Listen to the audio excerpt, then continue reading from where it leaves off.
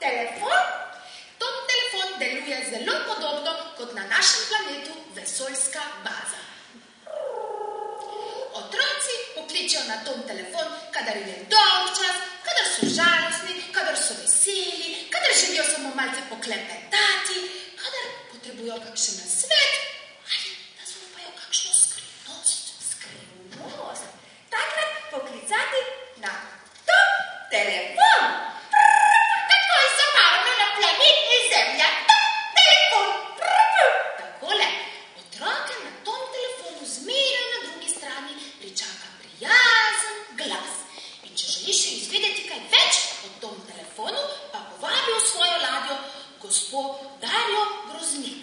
Gospa Darja Groznik, predsednica Tom telefona. Kaj pravzaprav je Tom telefon oziroma zakaj je potreben? Tom telefon deluje na številki 0801234. Zakaj je potreben?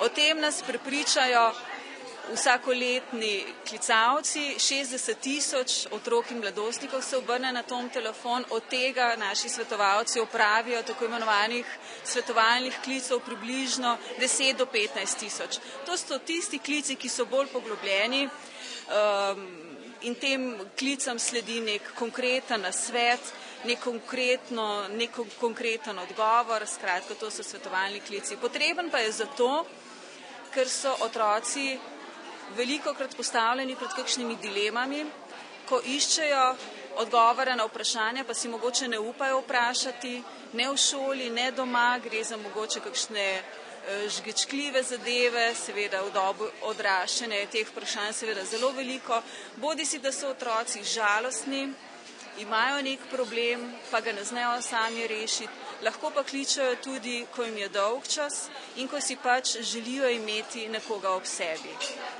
Kaj bi si želeli ob 18. rojstnem dnevu tega telefona? Kakšnih klicev več? Seveda, ob 18-letnici Toma bi si želela, da je čedalje manj res tistih klicev, za katerim tiči res problematika, kot je na primer podatek, ki ga je navedla varuhinja človekovih pravic, da kar v 200 primerih smo lani otroka oziroma mladostnika napotili kar na policijo. Tako hud je bil ta problem, o katerem je spregovoril pri Tom telefonu. Želim si seveda klicev, ki so mogoče bolj vsakdanje, vesele narave, ko za njimi ne tiči kakšna hujša problematika, kot je nasilje med vrstniki, nasilje doma, narkomanija, misli na samomor ali kaj podobnega. Ob tej priložnosti ste pripravili tudi razstavo del otrok, ko bom velik. Kakšna se vam je zdela recimo odgovori, oziroma kakšno je bilo zanimanje med otroki? Zanimanje je bilo zelo veliko, prispelo je približno 650 likovnih del. Vprašanje je bilo seveda, oziroma naslov je bil odprt, ko bom velik in 3 pikice. Torej, kaj si vse predstavljajo, kaj bodo, ko bodo veliki. In veliko del je seveda tistih, ki ne nakazujejo konkretnega poklica. Prav to je naš namen z likovnim natečajem, da spodbudimo razmišljanje o tem, kaj lahko mogoče storimo za drugega, kaj lahko prispevamo pozitivnega, ko bomo veliki, kako lahko pomagamo starejšim, mlajšim.